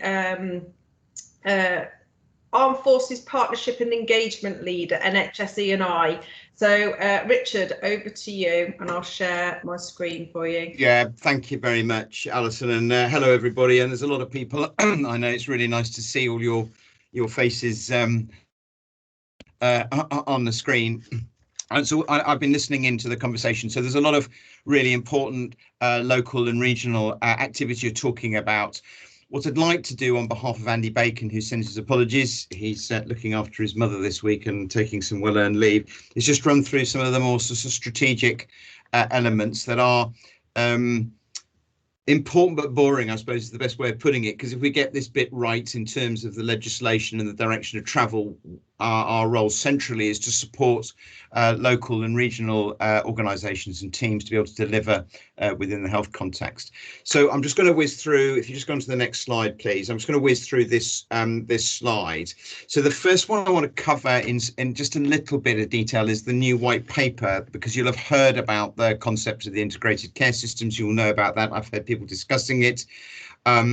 And what it actually means for our registered communities. So just to reinforce, the Defence Medical Services registered communities, those are those serving personnel, mobilised reservists and some families, about 30,000 family members who are registered with the Defence Medical Services. So we have a direct commissioning responsibility for that. And under the legislation, that is not going to change, which actually gives us some continuity and very much echoes exactly what our former partners in the Ministry of Defence, both within the people area and in the Defence Medical Services area, wanted to continue.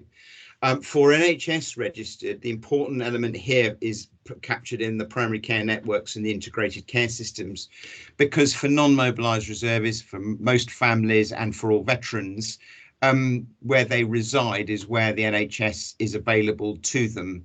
The primary care networks are important because that's the collection of networks as well as the practices into which we're focusing a lot of our activity around the Royal College of GP accreditation scheme, which I know a lot of you are well aware of. But removing the adversarial nature of commissioning, which those of you who work in that part of the system will know what I mean, means that primary care and secondary care commissioners, providers, and working with boards of the local authorities should have a lot more holistic understanding of what the needs are for their organisations. And for the Armed Forces community, all of the community, this is really, really important, because it's, as I've used the mnemonic, health, housing, education, employment and welfare for a long time, and it's all those elements coming together. So I'll leave that there for the moment, but that's the white paper. And I'll come back to the ICSs just in a minute. So in March, we launched Op Courage. That was the name was supported by significant engagement with our lived experience, patient public voice. It takes courage to come forward, it takes courage to go into services, and it takes courage to complete them. Those are the umbrella for our centrally commissioned Transition, Intervention and Liaison Service. That's the IAPT-based service that supports people out of service and is our entry-level area for most mental health issues. The Complex Treatment Service, that includes PTSD, but it does comorbidities around that, including substance use, alcohol-related issues, severe finance issues, and a number of other complex mental health work. And then there is the high intensity service. There are 4 of these, with 2 more coming on stream as we speak. These were meant to be 3-year programs, and we'll have them all delivered by the end of this year.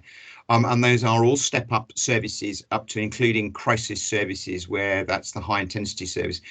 There's single entry through the tills and up through the system. Clearly, this last year, some of the access has been there and the service has been there, but the access has been done remotely and virtually. And for a lot of people, that doesn't necessarily work. But I think that's the same for a lot of health services. In fact, not just health, a lot of services have been done virtually. Up Courage is the umbrella, and it's now, as I said,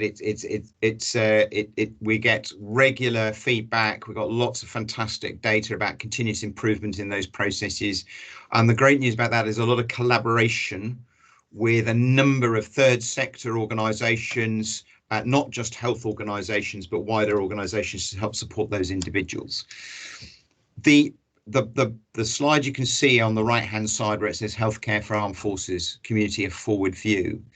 This is our vision and delivery with 9 commitments and 52 deliverables, where we are actually we will be delivering on against this over the next 3 or 4 years.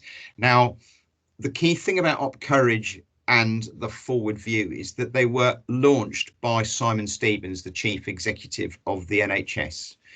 And that is a really powerful statement to the system across the whole of England, and in fact across the whole of the United Kingdom, where the NHS is in its commitment to looking after the people. So in terms of the changes in the white paper, we envisage a single team centrally still to support the advocacy, the facilitation and the delivery of the direct commissioning functions and work across the system, and to support individuals locally. And so if you click on that link, very simply, it'll take you into those 9 commitments. None of them will be a surprise for you, but the key element in there is that a number of them all of them have the requirements that we would want integrated care systems to be delivering for the armed forces community where they are. So whether you're VCHA, Royal College of GPs, whether you're a Veterans Trauma Network, whether you're a commissioner, a provider, doesn't really matter, or part of the collaboration, the social prescribing function, the commitments are in there, the issues that we would want you to be supporting to deliver for those local people. And everything that Kate said, and that Alison would say around the VCHA or a number of other organisations, would be encapsulated in there, and you'd read them and go, yeah, I understand, and I can see where my part is. DEBS would be the same, RFEAs would be the same, RFCA, sorry, would be the same. So it's all captured in there. On the data and the element, clearly there's some key work on where this is. So there's obviously the NHS data, and we know what that means in terms of the minutiae in which it collects everything. There is then a significant amount of other government department data that's being looked at as well. And then there is obviously the census data that was done last year. Now, the OVA is in the process, the Office for Veterans Affairs, of fusing a lot of that work together to have a data stream within the Office for Veterans Affairs to which we are playing in, because otherwise you've got lots of different data streams all sitting in different places. And we feel that's a really important piece of work. But I'll give you an example of a really quick win we've done recently.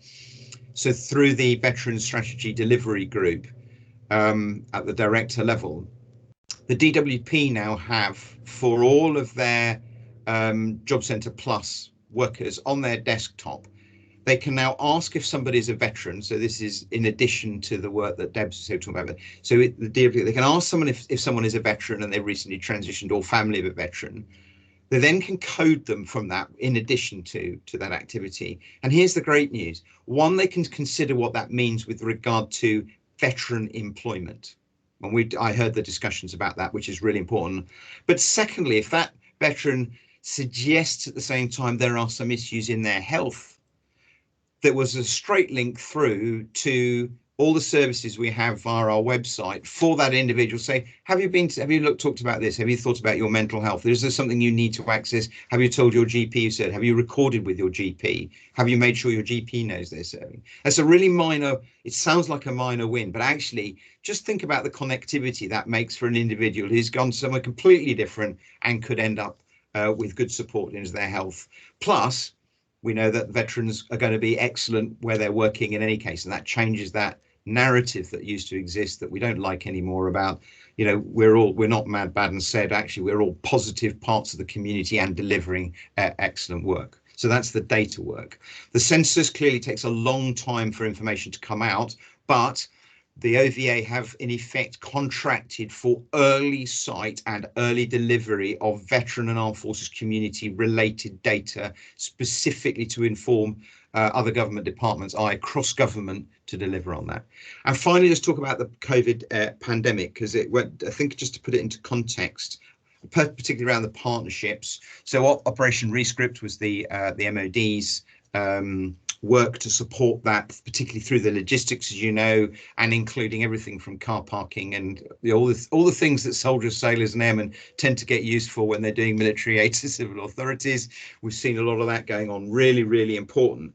But just not just there, there's been this huge amount of support that's come out of into the health system from some unusual circumstances, whether they're large areas like a lot of the football grounds saying come and use our grounds and rugby grounds for vaccinations, or a number of charitable endeavours have come forward and said, look, we know we can take some pressure off the NHS in terms of social prescribing, and we've done a lot of that work. But it does mean there's an almighty amount of complexity in the system, and Kate was referring to that, and I've heard it being discussed earlier around those complexities and understandings.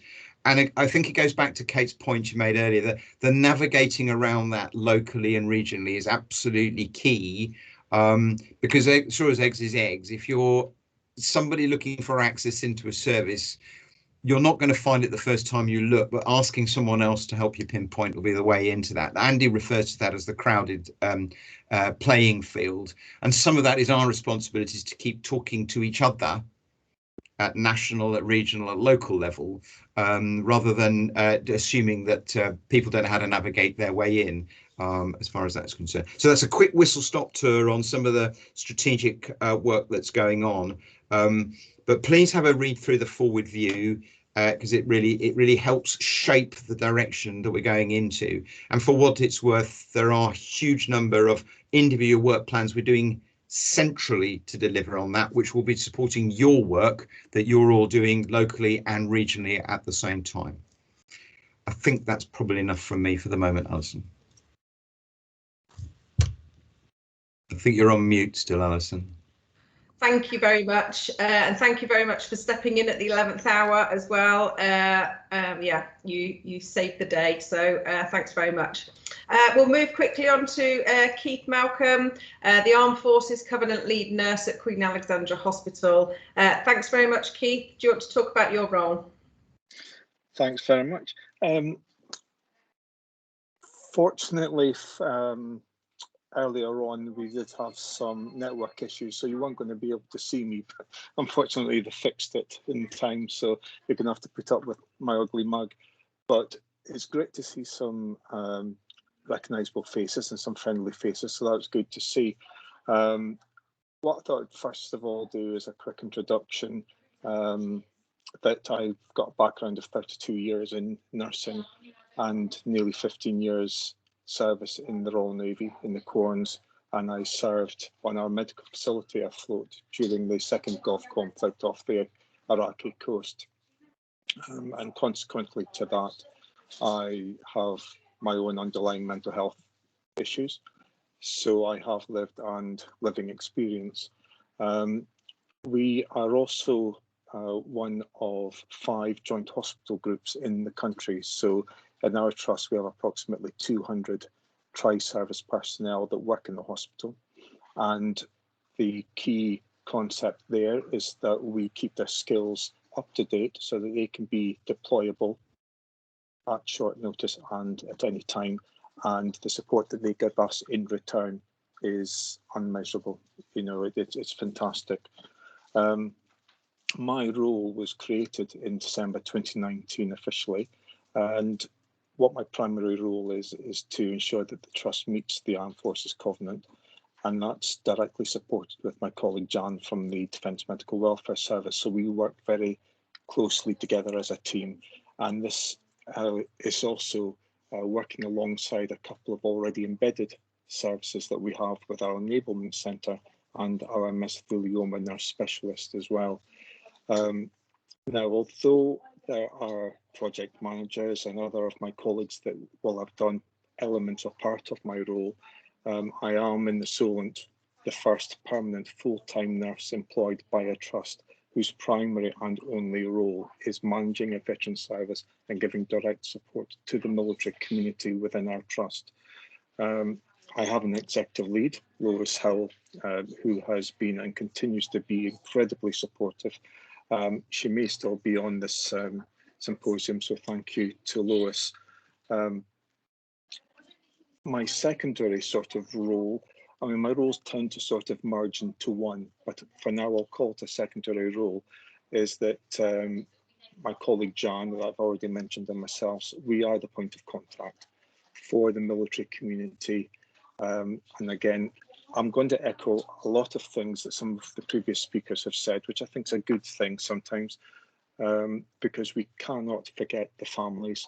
We're here for not just those who are in uniform, but also their families as well, which we often, you know, they often do get forgotten about. So we have to support them.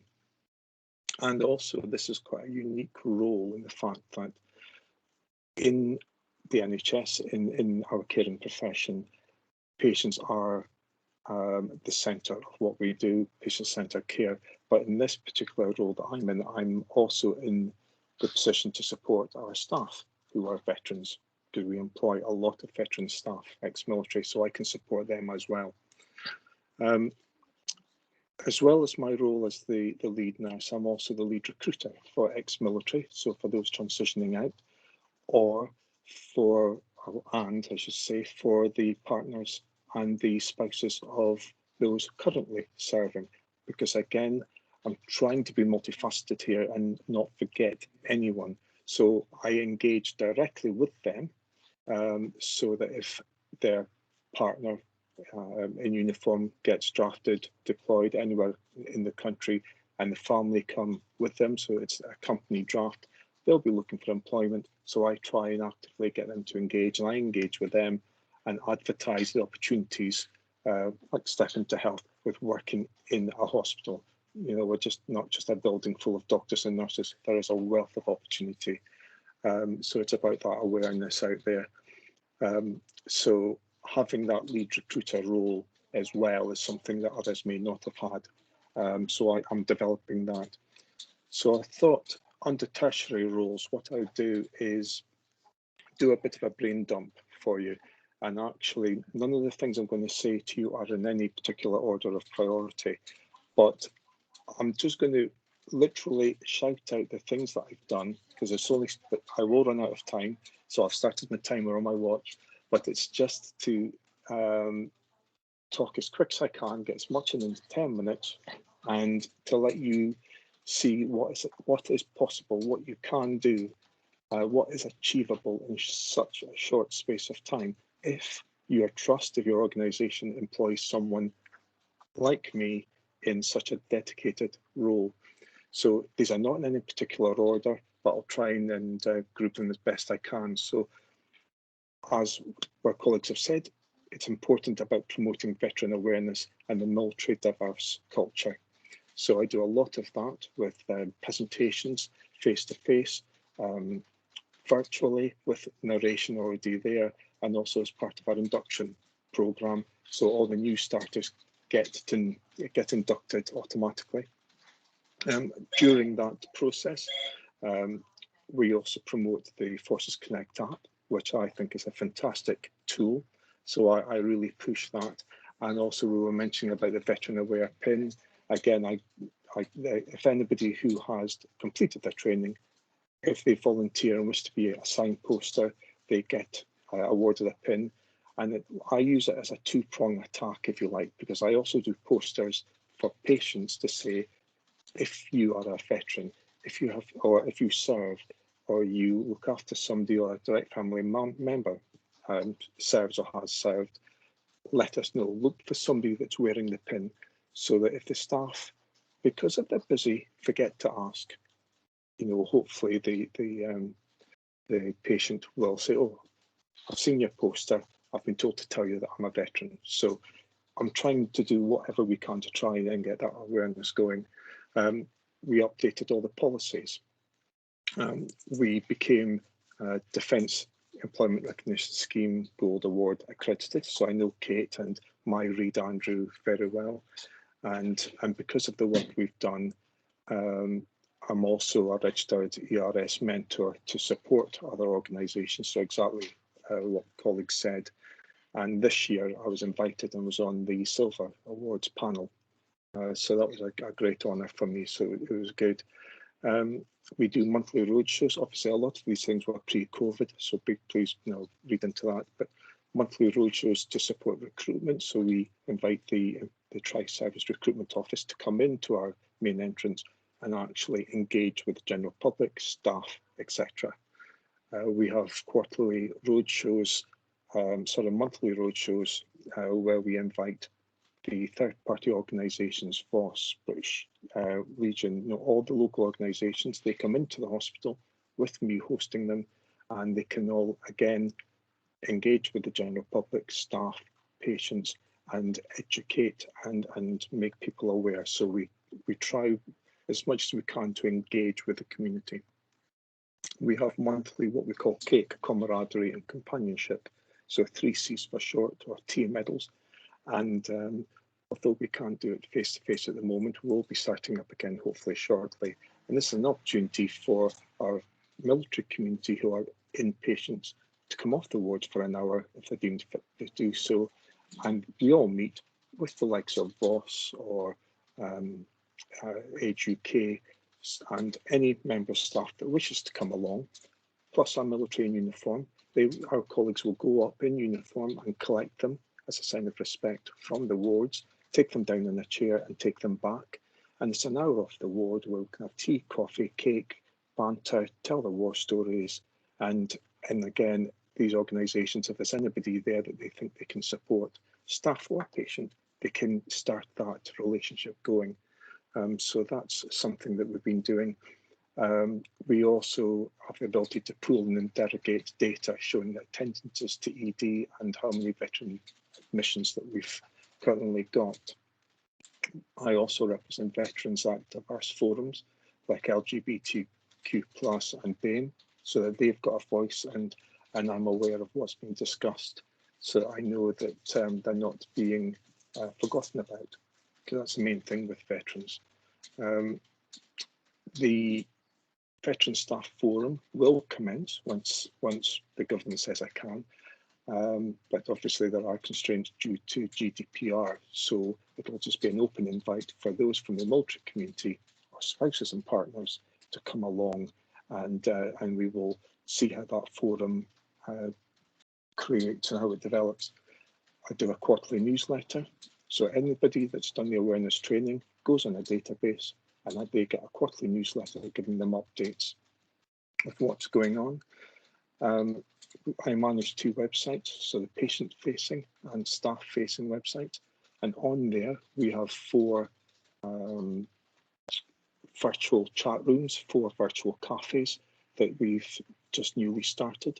One is a general cafe, they're all monthly, and that's for anybody, for any general questions whatsoever, to engage with us and ask any general non-clinical questions. Now, I'm a veteran, I'm coming into your hospital next week.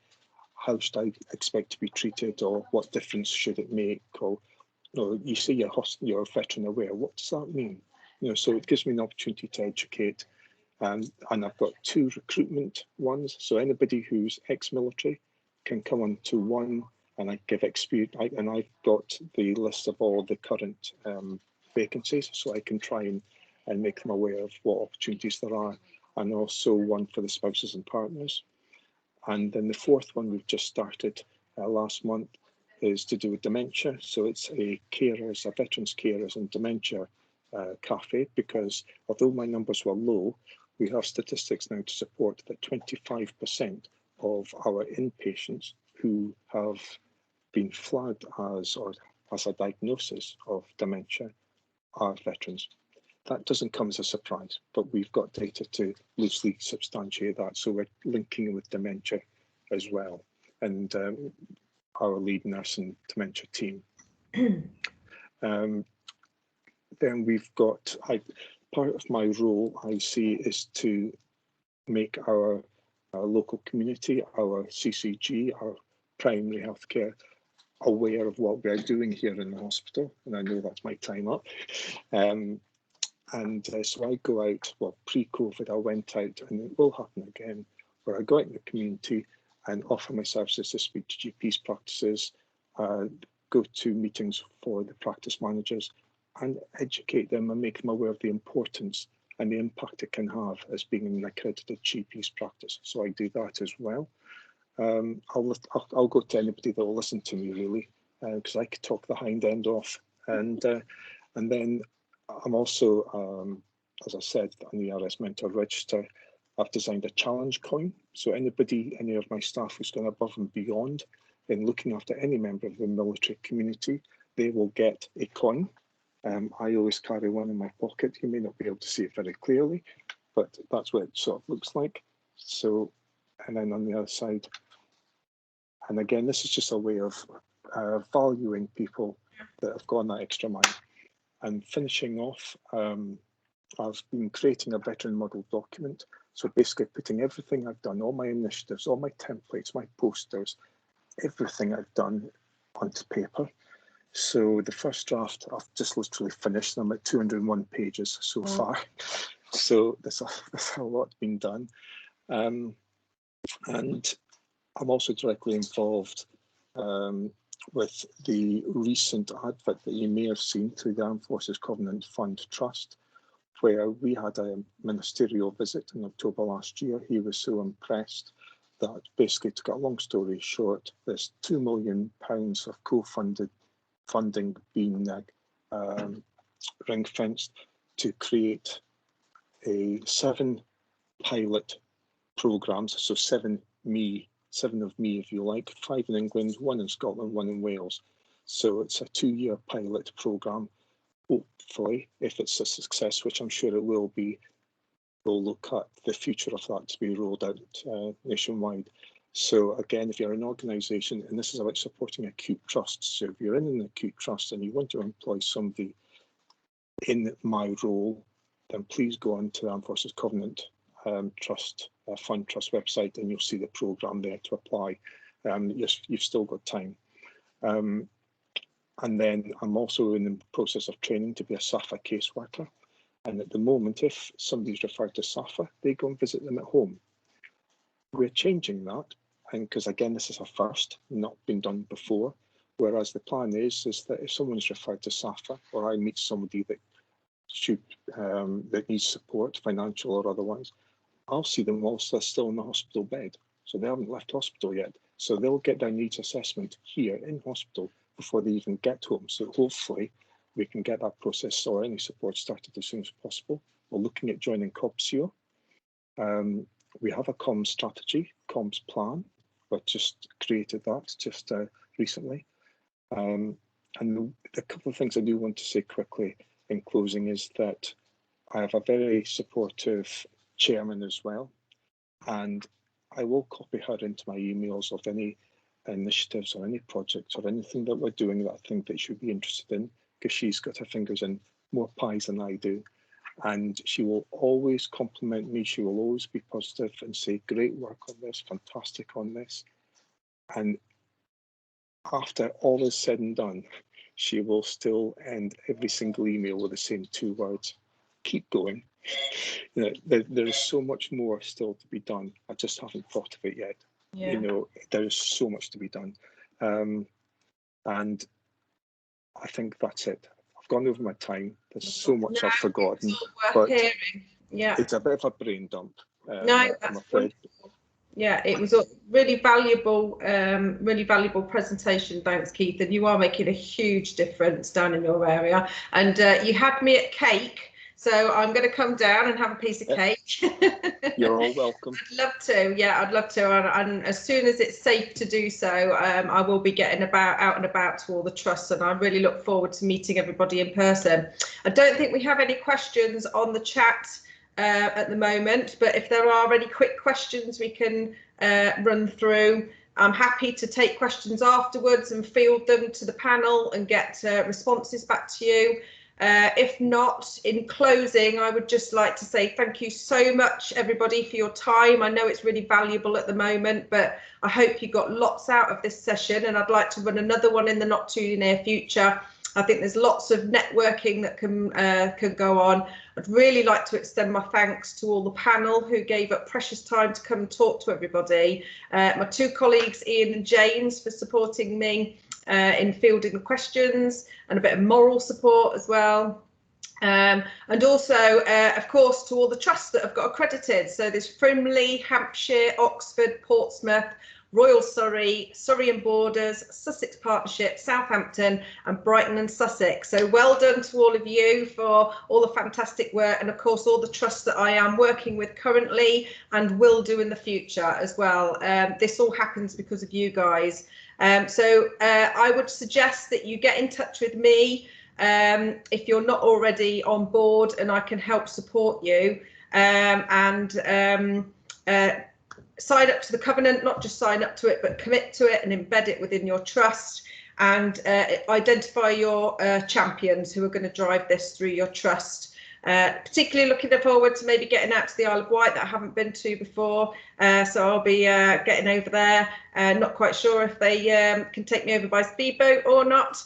Yeah, don't, as Richard mentioned, it's a hectic landscape out there, so don't flail around on your own. I'm here to support you as much as I possibly can, so don't get in a pickle. I'm here on the end of the line. So thank you, everybody. It's an absolute pleasure to work with you. You're all so passionate and so dedicated, and I love working with you all. So I look forward to seeing you all soon.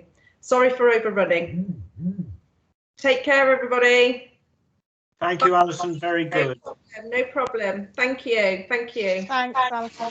Bye. Thank you. Bye.